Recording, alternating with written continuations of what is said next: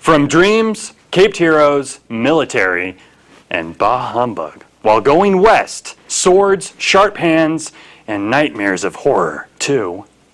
To even those with very little to live for during the holidays, because of how depressing they generally are for many people, finding a reason to go on, thereby ending on an uplifting note of hope. Welcome to Drive-In Cinema Showcase, our Christmas special.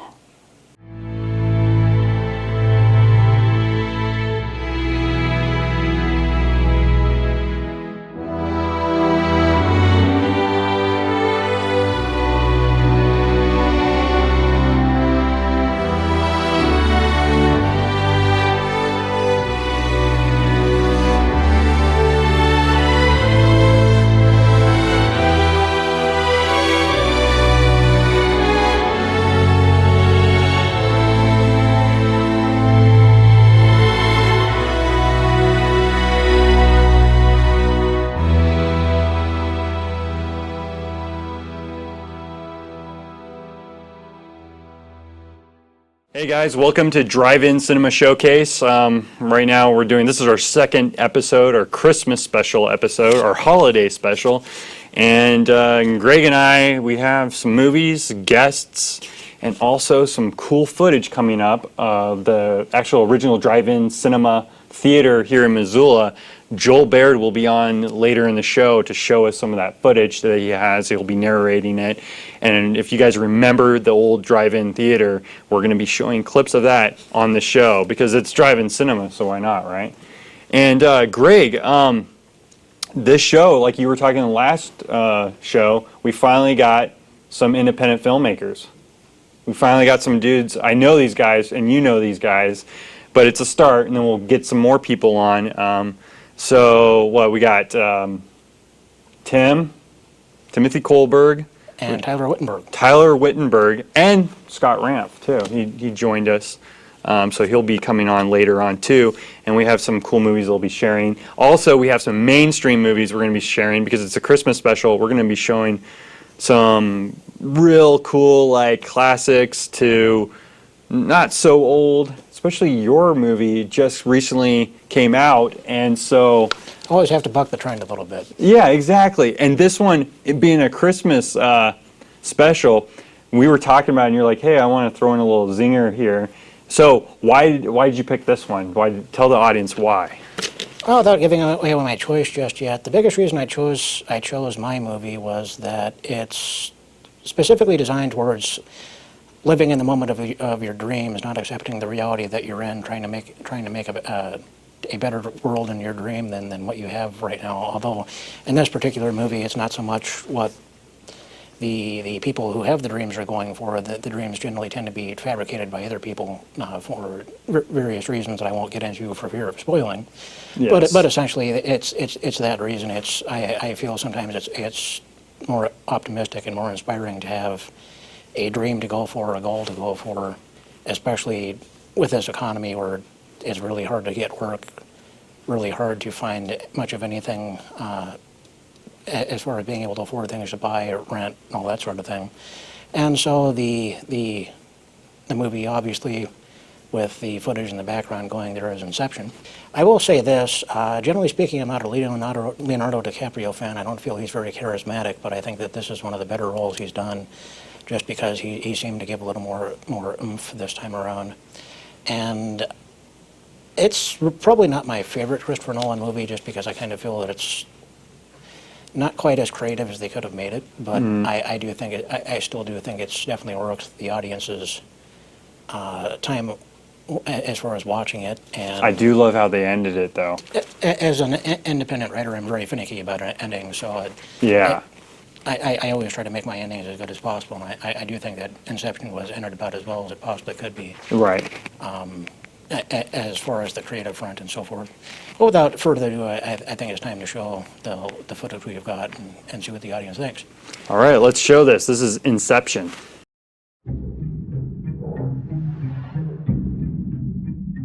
There's one thing you should know about me. I specialize in a very specific type of security. Subconscious security. You're talking about dreams?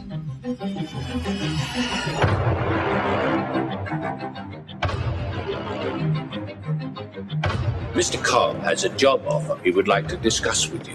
What kind of work placement?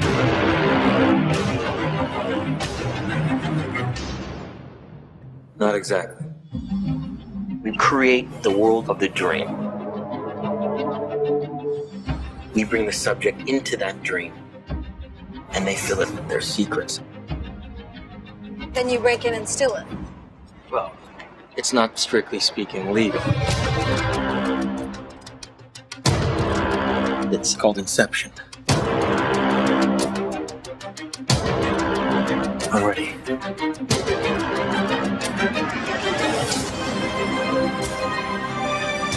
I think I found a way home. And this last job, that's how I get there. Dreams feel real while we're in them. It's only when we wake up that we realize something is actually strange. This is your responsibility. You're not prepared for this.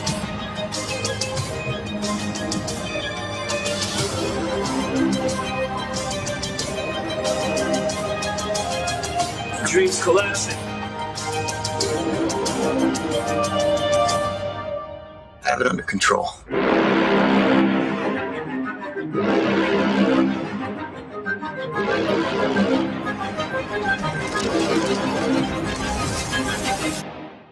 I'd hate to see out of control.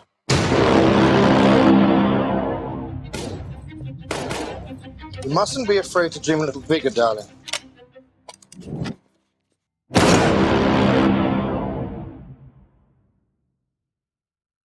Welcome back. That was Inception, and that was our little dream movie. And right now I have a guest, another independent filmmaker, and his name is Tyler Wittenberg. And Tyler's going to be sharing us some indie movies and some other not independent movies, some mainstream movies. And Tyler, thank you for being here. Thanks for having me, Christian. Oh yeah, and independent filmmaker. So tell me some of the films you have made that stand out in your mind, especially like award-winning films, stuff like that. Probably the biggest film I've made. It didn't win any awards because I didn't really enter in anything. I don't want to hear about it then. No, I know. I'm just kidding. No, go ahead. For my senior project back in high school, I made a Vietnam film. It was called The Prometheus Incident, and it was a Vietnam comedy, which everybody told me that can't be done. And then a year after my movie was done, Tropic Thunder came out. Oh, okay, right. Mine was better. Yes, okay, right. And it seems like that always happens. And so this happened, the Tropic Thunder came out, you made this movie, you showed it at the Roxy Theater. I was there, I went to the Roxy showing. And then also speaking of that, not to go off on a tangent, but then I made Cape Man. And then like a year later, I don't remember if it was ABC, NBC, but whatever, but there was a show called The Cape. Right, which was serious though, so they didn't have that on you. And again, mine was better. Yes, of course, yes. Yes. Not to sound conceited, but I am. No, I'm just kidding. No.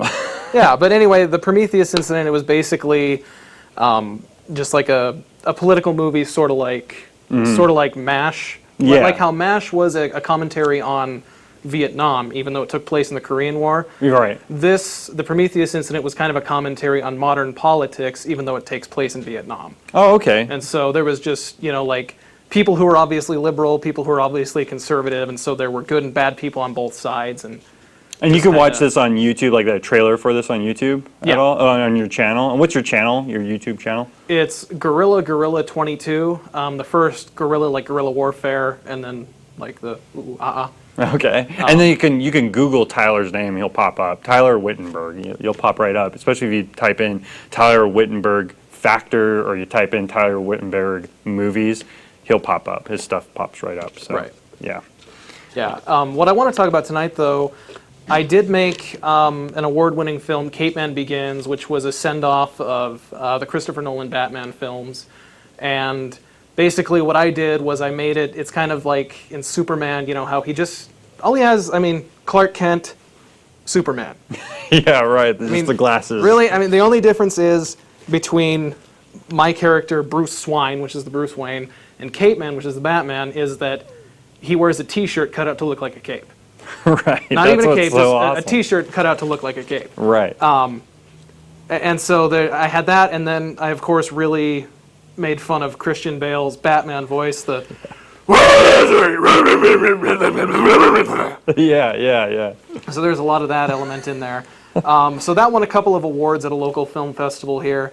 And I'd been working on the sequel to that, which was called Cape Man Returns, and that was going to be a parody of The Dark Knight. But this one, whereas Cape Man Begins was a 10-minute short, I started writing it, but that movie, there's just so much stuff to cover with The Dark Knight that there was no way to do it as a short. So you're trying to give also these movies that you're parodying, you're trying to give them justice by like actually pinpointing actually all the key things that anybody would know, like certain anchor points basically in the films, basically like little funny plot twists or funny things that happen in the movie. That's what you're saying? That's why there's so many details in the Batman Returns or Batman series that you try to kind of highlight all of those things actually? Yeah. Is that what you're saying? With Cape Man Returns, which I then changed the title to The Dark Cape. That one, it's kind of a mix of the 1989 Tim Burton Batman with The Dark Knight, because there's some elements from both of it.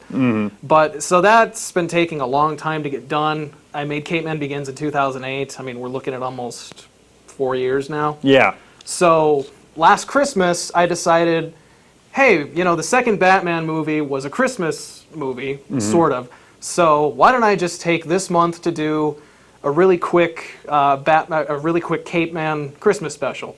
Well, here we are a year later. It's still not quite done. Yeah. But nearly. Right. And so tonight I kind of just wanted to show people a little preview. Yeah, you can. A little preview of it. So here's the trailer. It should be uploaded on YouTube within, I'd say, probably a day or two before Christmas, hopefully. But keep your eyes peeled.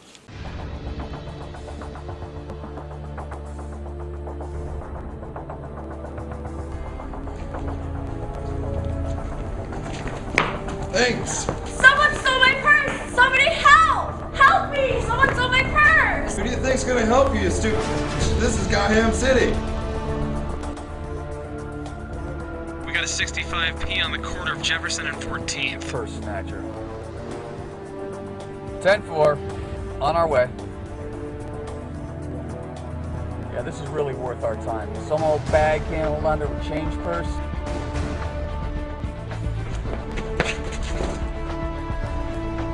What the hell are you? I am vengeance! I am the knight! I am Cape Man! It's that friggin' Cape Man again. I can't believe this city. Here we are, real cops, and he's doing our job for us. Who the hell does he think he is? Shields!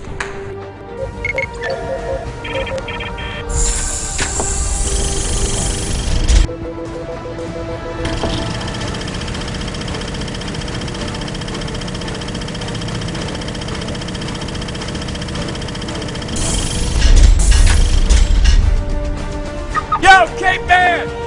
Get your down here! I want a piece of you! Go back to your day job! I trust you slept well, Detective James? What the hell are you anyway? My dear detective, please allow me to introduce myself. You may call me Mr. Christmas. You need me, even if you don't think you do. This is your chance to show him that we need you in Gotham! I am the knight.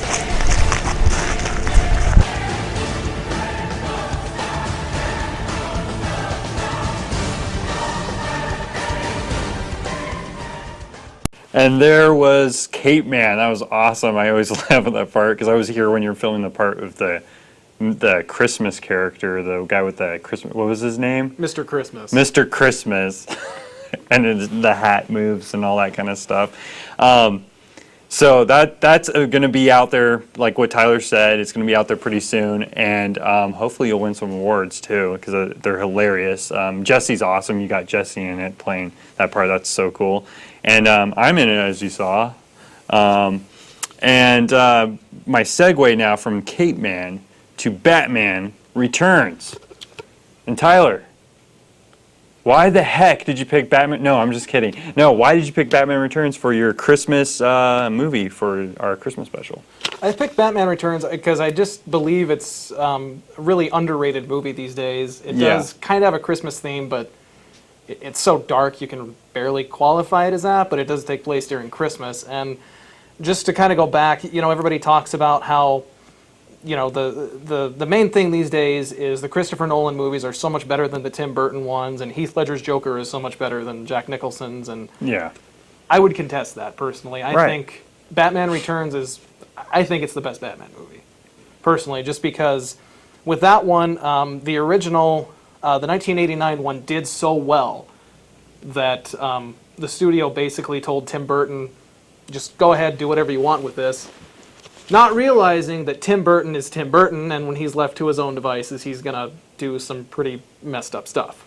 Yeah. But it looked so cool. I remember that one when it first came out. I saw it in theaters. I was like creeped out because Danny DeVito did such a good job as the Penguin. Yeah. And it was like, so you had the dark element. You Christopher Walken. You have, what is it, Michelle Pfeiffer. Mm-hmm. And it's great. I think she's my favorite Catwoman. She played it like crazy. I know it's like she was playing it like, looking, looking good as Catwoman and all that, doing the sex appeal and stuff. But I think as an actress, she did a really good job of playing like a crazy cat lady, actually, a cat lady that can kill. Oh, absolutely. Oh, yeah. And that was just rad. It made rad, a really cool, iconic characters where I love to watch that movie whenever they play it on TV or I'll just grab it, stick it in, and watch it. I love that movie. Yeah. Tons of special effects. It really just makes me wish that he had kept going with it, because when that one came out, it did well, but Batman was really tied to McDonald's. And,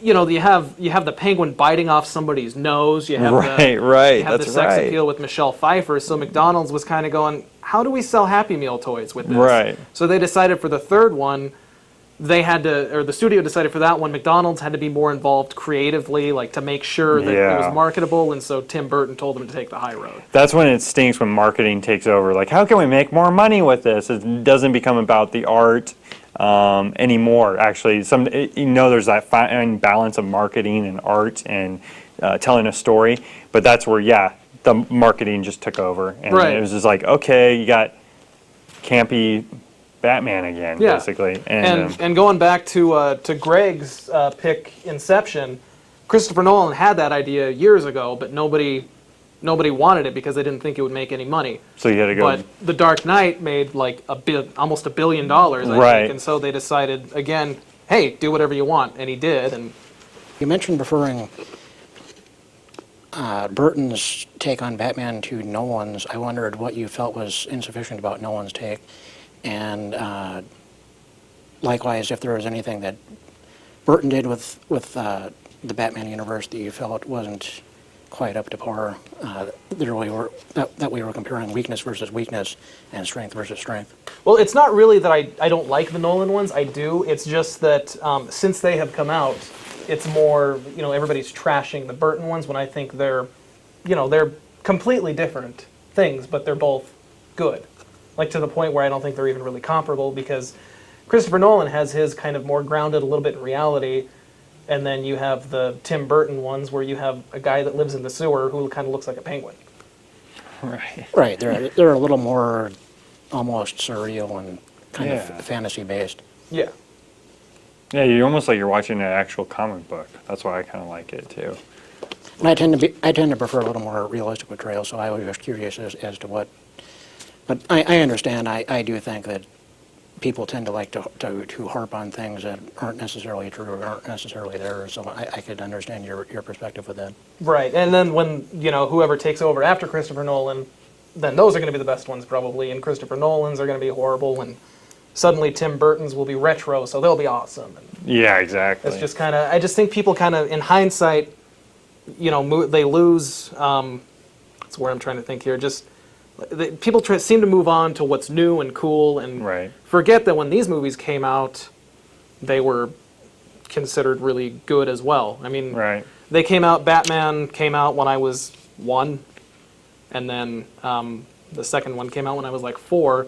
So those are the ones I grew up on. Oh yeah. So I remember those a little bit more Same fondly. here. I remember going to the theater on all of those ones, and so Yeah. I remember being excited when that came out. And first, a little puzzled because Michael Keaton was playing Batman, like everybody else was puzzled actually. And then he just like floored us. We're just like, sweet, this guy is awesome. Right. He can.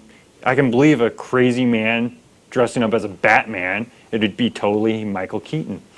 You know, it'd be totally the Beetlejuice guy. You know, it's the Beetlejuice guy dressing up, and that's why it's believable. So, yeah. Well, without further ado, then here is Batman Returns.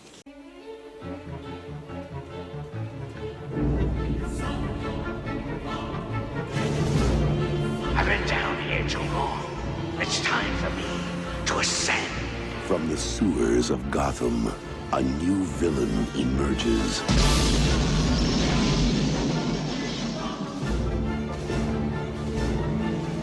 You didn't invite me, so I crashed! From the rooftops of Gotham, the perfect enemy comes to life. I am Catwoman. Hear me roar. Yeah.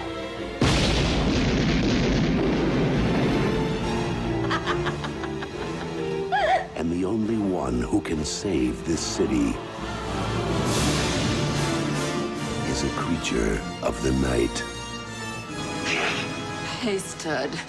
I thought we had something together. We do.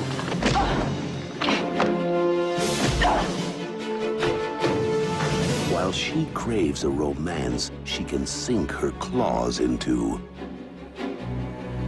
You're catnip to a girl like me.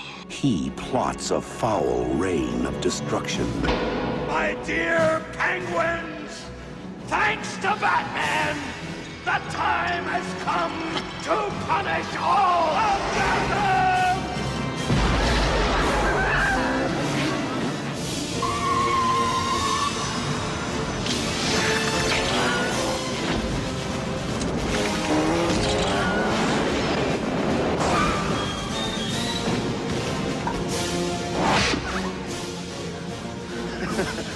You missed.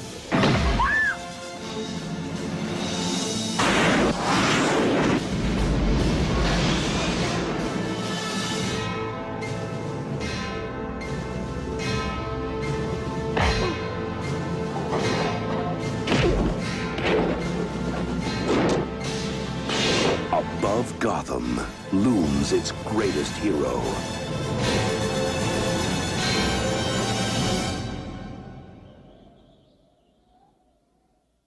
So there was Batman Returns, great Tim Burton film, great music by Danny Elfman, which later in the program we'll be talking more about with Timothy Colberg. And I just want to mention before, our camera and stage manager Pete was saying his mom had the soundtrack, and I remember I had the soundtrack. I probably still do on CD somewhere. Had the soundtrack because Danny Elfman's music just rocks, and so we'll be talking about that more later in the show.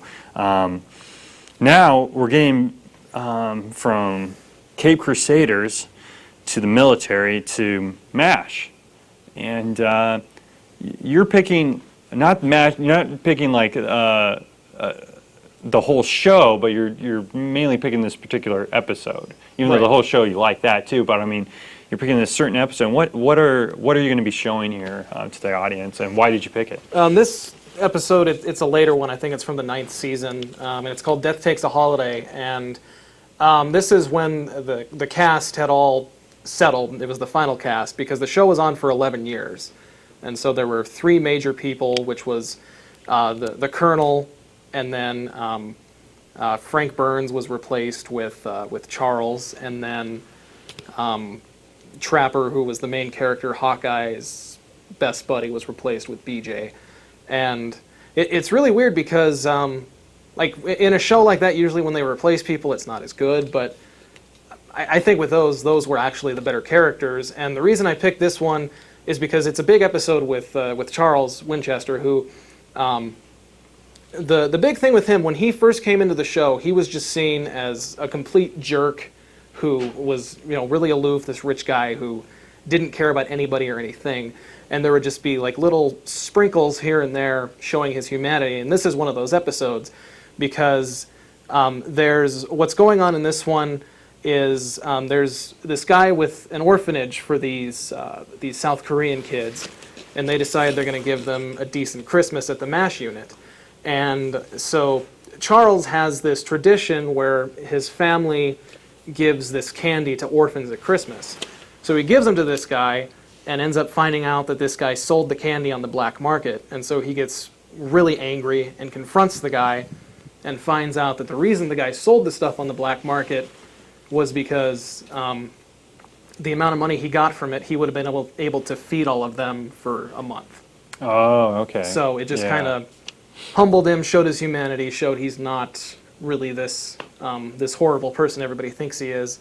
And then at the same time, that's what would be called the B plot. The A plot in that one, where the show gets its title, is that there's a guy, there's like one casualty in that episode, and they're trying to keep this guy alive until midnight so that they can mark his death down as being December 26th. Mm-hmm. And so it's just kind of showing, it's just a good episode because, I mean, what Christmas is all about is, good times and everybody, just showing like the goodwill toward men. Yeah, exactly. Yeah. So this episode, both plot points, they both show that.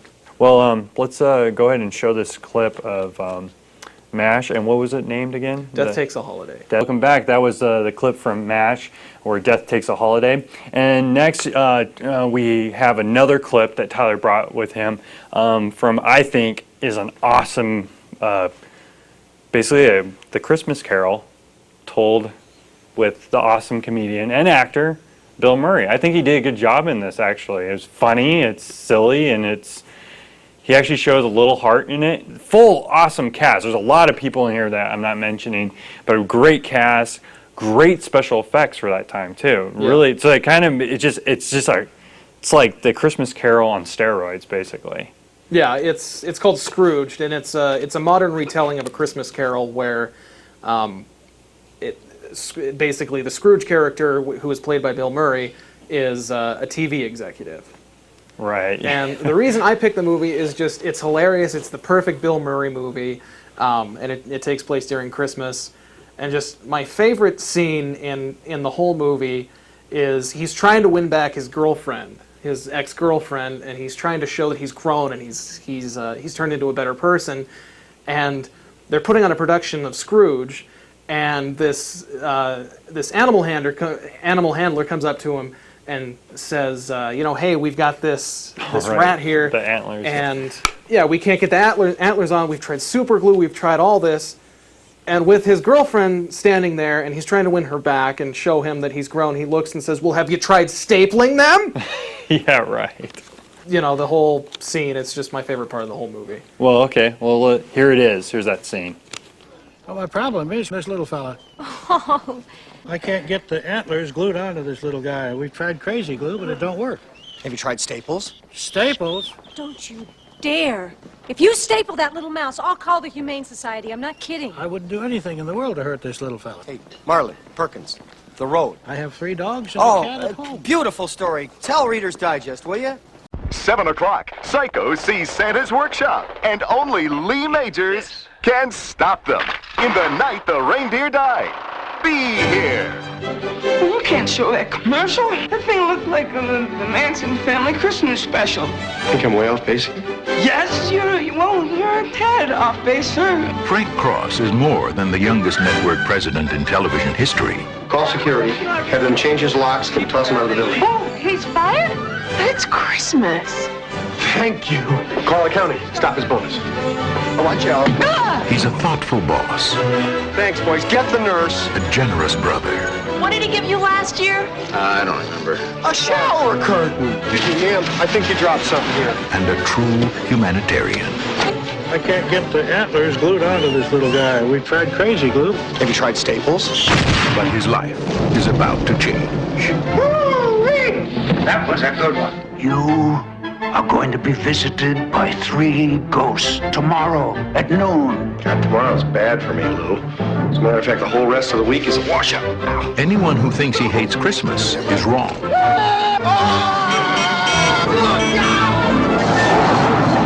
back to Jersey, you moron! It's ghosts he hates. I love that bit! I'm the ghost of Christmas present. Bill Murray. Karen Allen. It sounded like you'd seen a ghost. A ghost? John Forsythe. Bobcat Goldthwait. Hey! You glad to see me, or is this a shotgun in your pocket? You know this one? Everybody knows this one. Let's go now. Now does everybody know this one? Carol Kay. Robert Mitchum. I really care! David Johansen. Oh, I'm having the weirdest day! This holiday season, see Bill Murray get Scrooged. Hey, back off, big man. That may work with the chicks, but not with me.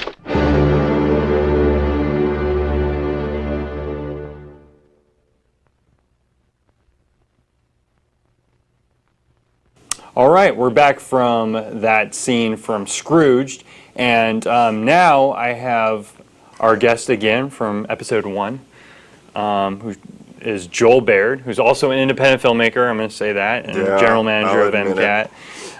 And you got some really cool footage that I've told our viewers about that is the original footage from the Go West Drive-In that was here in I don't know Missoula. how original it is. It's original. original. It's definitely I shot He it. shot it. It's original. I guess that's very original. But it's not original to the drive-in. I looked online for The Rocketeer, which was the movie we were going to go see. Oh, yeah. And Ted and I, which I still have never heard of, that was the double bill. I don't remember going to see that. But for people that didn't know about it, I will do this bit of setup for it. The Go West Drive-In was established west of Missoula.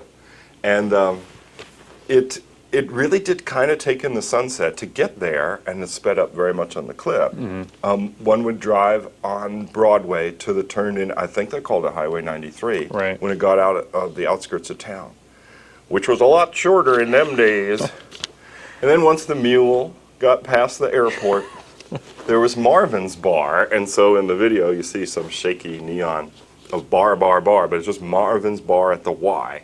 So you'd stay on that road on that same south side of I-90, and if you were lucky, you'd see her on the corner, and it was a Go West Drive-In, and then cars would line up along this kind of short road. Sometimes if a movie were very popular, car could be 100 cars out, who knows? Oh, wow. So the man who owned the Wilma Theater before the fellas that own it now, his name was Eddie Sharp, and he was quite a character around town.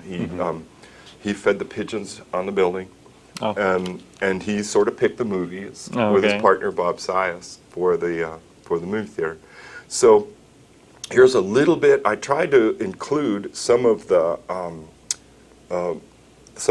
concession material, and then you go in the Go West to see the amazing concession area where Bear Rugs nailed to the wall. I know, I thought it was amazing. It's totally Montana right there. That's so and then, awesome. as I told you before, Eddie offered me and Sean a coupon, and that was for a 10-inch pepperoni. For $4. Yes, very interesting. That, to give you an idea.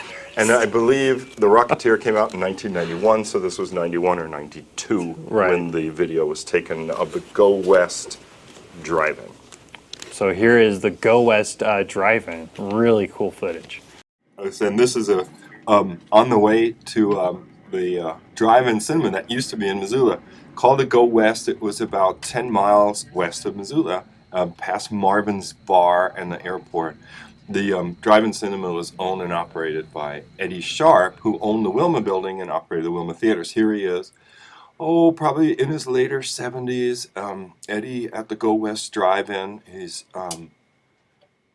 telling us. Would you? He's saying that he would strip for the camera, and then he remembers that we could get a pizza deal, a 10-inch pepperoni, for $4. And then here are some of the information given to the attendant when you went there, like how to operate the external speaker system. If your car didn't have a radio, you could check out speakers, as you see here, to focus, only on the ramps marked X.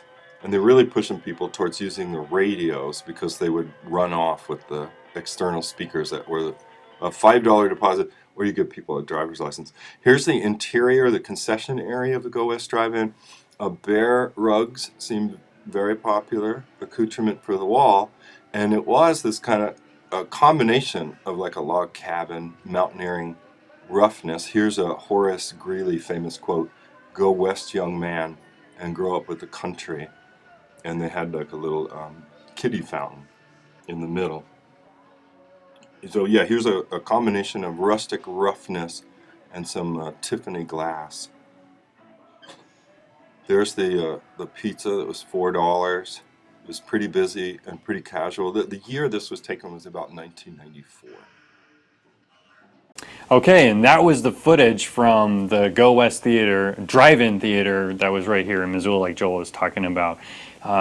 Just of the old days, you could see all that cool footage of the Tiffany lamps and the bear rugs, like he said, with those vintage posters on the wall. I don't know if they were vintage or retro at the time, but anyways, I have another guest here. His name is Timothy Kohlberg. He's an independent movie music composer and also actor, and you also write and direct, and you do it all. We all do it all. When it says indie, everybody does everything.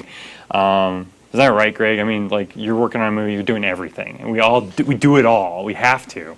I always swore I wouldn't act, and I even had to be an actor in a bit role in my film. So, see. Yeah, I mean, when you're working on a film without a budget, you don't really have, people left and right that are available to do things for you, so you have to put on different hats. Exactly. Like I do primarily compose for film. That's what I love to do. Yeah. But I have tried other things like acting and even writing scripts and stuff like that. Right. But I do feel a strong passion with music composition, primarily for film. Yeah. And that's what we're going to be talking about right now, I believe. Right, yeah. This new short film that actually Christian Ackerman, this guy right here, did, called Mist. He just entered it into a film festival as well. I wrote the music for it. Yeah, and we're going really to show a trailer for it. But I chose this to talk about this because it's probably one of my favorite compositions I've ever written. Mm-hmm. For a short film. Yeah. When you told me about it, I was pumped up from the start with the story and everything, and you showed me the script, and I started already just get really interested in writing music for it. And the funny thing about this track that you're going to hear later in this trailer is that it was the last track that I composed for the pitch. And here it's shown in the beginning. I had actually written 2 songs before that I was trying to pitch for you, and I just didn't feel like it fit quite yet. I didn't feel like it was the song for the score for the movie, for the short that's film, what I love about this is the collaboration effort. Like, you finally go, okay, I can't do this myself. I need somebody to do it. And you always find people that are like, I do this really well. Like, you do this very well. And then all of a sudden I have music for my movie, and I don't have to worry about copyright. I don't have to worry about, like, of course, crediting you, but I'm worried about like other things, like getting sued by somebody or something like that. Yeah, and there's just something about working with a director and getting the story from them and getting the characters and the themes, and I just love taking a story and trying to write it musically. Yeah, it makes that imprint with the movie. And taking a scene or taking a setting, and that's what this whole soundtrack was a score for a forest. A mysterious forest. And the last track that I wrote, I actually showed it to people that didn't know nothing about what it was for. Like, they didn't know it was about a film that took place in a forest, and I asked them what they thought of, what it made them think of when they heard it, and they said that it made them think of a forest. That's so awesome. When I heard that, I knew that this track was the one. So. And it's like I played it back to Danielle, and I showed some other friends, and one of our my friend says they would play it back and listen to it while they were like making the bed or something like that. They love this score, so they just play it up on YouTube of all things and play it back so they can hear the score.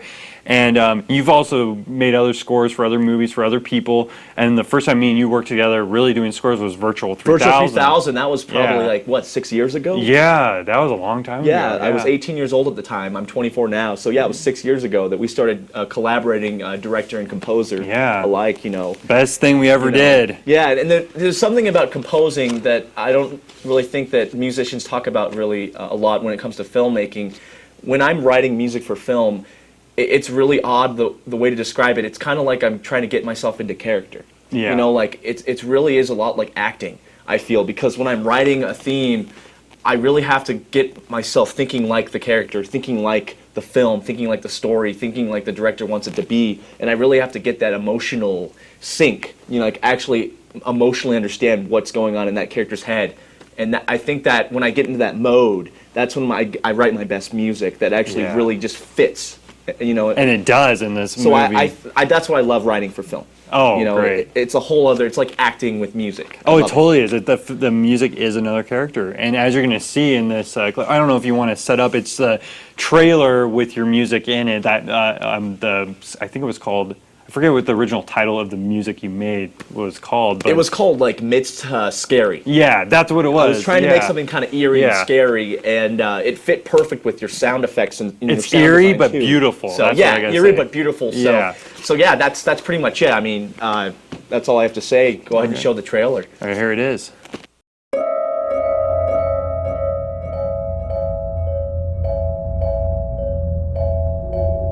Father's map. I'm going into the Blue Forest. No, no, William, please. Yes, I have to go. No, please. Samuel followed his own path. He needed to go find his father. Please don't abandon us. It'll come to no good. I must follow I have to find my brother.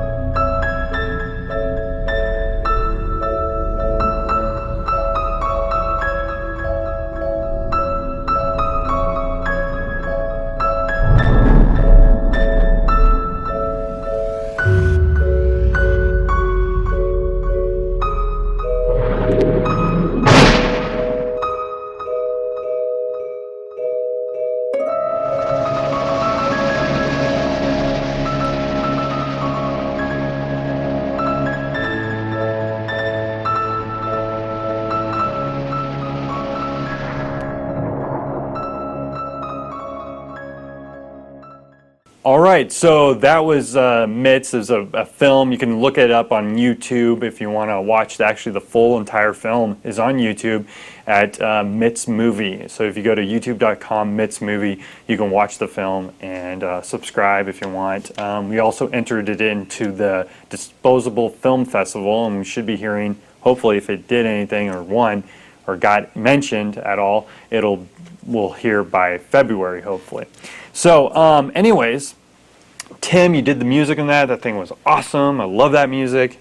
Now, we're segueing to your inspirations, I guess. Yes. People that are kind of have mentored you from afar, you can say, through their movies, right? Through their art and through what they create. Exactly. So name this first film that you're going to show. Well, as you probably will notice, I chose two films that I wanted to talk about. Both of them were composed, the score was composed by Danny Elfman, a composer that I am highly inspired by. He is my idol because he is a self-taught composer. Wow. He isn't a traditional music composer. If you actually talk to traditional composers, a lot of people don't like Danny Elfman because he was never formally trained with composition. Wow, I didn't know he that. actually is what they would refer to as a hummer. He used to hum notes in his head and out loud to figure out what they were. He couldn't even play, he played a brass instrument and sang, but he was a self-taught composer, and that's highly inspirable, highly inspiring for me. Right. It basically tells me that you can do anything if you put your mind to it. You don't have to be a Mozart to write music for films. And that's what Danny Elfman is to me. And so this first movie that I'm going to talk about, I think it's a score that I think really deserved a Grammy Award, just as much as Danny Elfman did get for his Batman score. That March track got that. But I think this movie, which I'm going to talk about. I'm going to let you know what it is, but I'm going to kind of draw it out suspensefully. Yeah. I think that it is a Christmas movie. It takes place during Christmas, but it's a very beautiful score, and it's one of the I'd say most beautiful a cappella. Well, not a cappella, but like it's one of the most beautiful scores that has a female voice singing in the background, like female voices. Yeah. It is Edward Scissorhands. And Danny Elfman, I thought, wrote some of the most beautiful melodies and harmonies for this movie. It really just grabs the right emotion and displays that when you're watching the film. It's a very creative film. It looks like a dark, it's definitely got creepy film, but it's got Tim Burton's gothic feel to it, but it just has this beautiful. But it's not. Yeah, soundtrack it's not a creepy film. It's a beautiful film. And it's a film of love and a film of kind of, long lost love, and it just has more to it. If you watch it, you can watch it and take it literally, or you can analyze it and go between the lines of the script and try to figure out what the heck it's trying to say. It says a lot of different things, and I think it does have kind of a Christmas spirit to it. Right. Because Christmas to me is a lot about love, and even loving things that are gone. Yeah. Like nothing lasts forever. We're eventually going to die, and I kind of feel like that film shows that. You can still love somebody even if they're gone. Like they can stay in your heart forever. Yeah, And remembering that's those kind of experiences with family members and that's loved what ones. I think really makes that film compelling to me. So you want to show this? Yes. I can't. Now you made with that setup, man. We got to show that clip. That was amazing. See the trailer for this film. So yeah, here it is. Edward Scissorhands.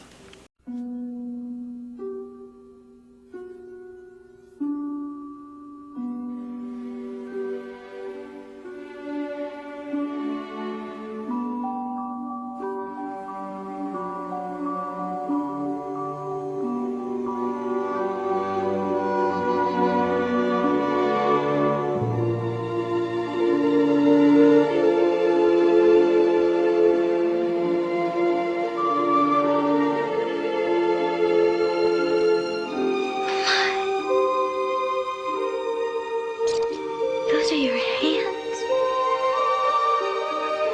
Those are your hands.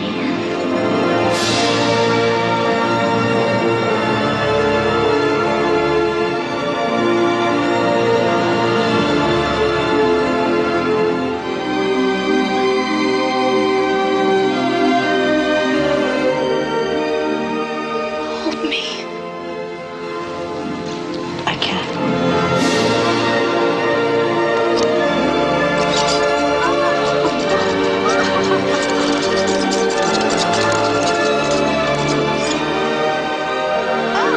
Eddie, is there anything you can't do? You take my very breath away, I swear. Look at this.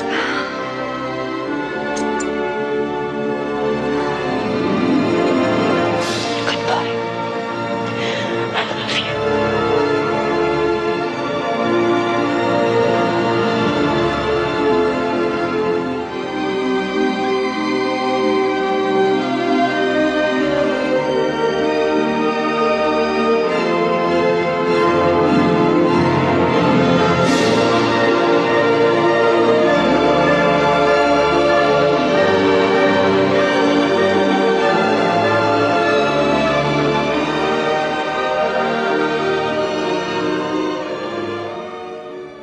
All right, so that was Edward Scissorhands, and I was just talking with the guys here. I showed my wife that movie. She never watched it, and I showed it to her. It's like a movie she would never watch, and I ended up showing it, and she loves that film now. It's just a great film. So if you've never watched that film, I would consider it. I mean, Tim did a great upsell on that movie, and Thank you. I would just consider it. Go watch it.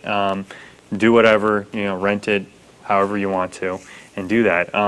There's another movie now where I'm going to call them the duo did together, Tim Burton. Tim Burton and Danny Elfman. So go ahead and tell us why you picked this and what it is. This is another Christmas movie. I'm not going to tell you what it is yet, but I'm going to give you a little bit of background story on how it came to be. Tim Burton, when he was doing an internship with Disney, was doing concept art for a project that they were working on called The Fox and the Hound. This isn't the movie I'm talking about, that I'm going to talk about, but he was working on concept art for Fox and the Hound for Disney, and he started drawing all these gothic characters. And Disney, you know, being who they were at the time, they were trying to make a traditional family film. They pretty much said, Tim, this is too gothic, this is too dark, we need something more beautiful looking, we're going to have to let you go. And so they ended up just not using any of his art, and it sat around for years and years and years. And this is way later on, Tim Burton and Danny Elfman were hanging out, and Danny Elfman came across these drawings, and he said, what are these, Tim? These are cool. And Tim told him the whole story behind them. You know, they were just kind of sitting, you know, vacant. And Tim actually had conceptualized a brief story concept for them, but he'd never done anything with it. And so Danny started taking these drawings home with him, and he set them by his piano, and he started writing songs. Oh, really? Yeah. That's awesome. It eventually turned into Tim coming over every, like, 4 days, and Danny would play a song for him, and Tim got all these ideas for stories and so characters. He's inspiring the director now. Exactly. Yeah. And so they started writing this movie, and That's that awesome. movie turned out to be Nightmare Before Christmas. Oh, of all yeah. things. That was the origin of it. It wasn't written traditionally with a script or anything. It was actually inspired by the music that Danny Elfman was writing. Yeah. You know, and if you don't know this, Danny Elfman actually, not only did he compose the score for this, he plays the singing voice of Jack Skellington, the main character. Every time he's singing, that's Danny Elfman singing. That's amazing. I didn't know that Yeah. when you said that. Uh-huh. And now they have the special edition of Edward Scissorhands, so you can probably find that out in audio commentaries and Yes. stuff like that. I would recommend somebody to try it. You know, give it a try and watch it because I loved it. It's not for everybody, but if you like really good music and fun Yeah. story, it is a fun, cute. It's a cute story. It definitely is. I love how it takes Halloween and Yeah. Christmas and it puts them together. And, Very visually you know, stimulating, Yeah, too, and it's yeah. probably one of the most entertaining like stop motion films I've ever seen. Have you ever seen Nightmare Before Christmas, Greg? I have, and I was actually just going to comment that I think it's one of the best films for my money in terms of being offbeat and quirky and not quite what you expect. I agree. And I'm all about that kind of storytelling where you have the audience expecting certain things and then you give them something else because Yeah. I think at our level, the independent writer or filmmaker level, that's what we have to concentrate on, the concept that we're going to use certain tropes like Christmas, Halloween, skeletons, and all of that sort of thing. And then you turn around and twist that trope just enough that you start realizing that the audience isn't actually getting what they think they're getting. And hopefully they like it. Yeah, you take them on a roller coaster ride. Exactly. You know, you don't make it too predictable where they're going to figure out the end before it's there. It's like not the same flavor all the time, that same boring food, and finally you go, oh, you're like, what the heck was You got that? that new flavor, Wow. you got that new ingredient, that new food. Where the heck did that analogy come from? I don't even know where they. Okay, anyways, let's just show this clip. Yeah, let's show a trailer for this film. 'Twas not long ago. Think back if you dare. About Tim Burton's tale of a Christmas nightmare.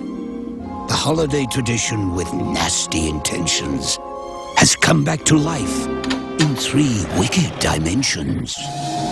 So come this October, it's time for a scare. In 3D so real, you feel like you're there. Boys and girls of every age, would you like to see something strange? Come with us and you will see.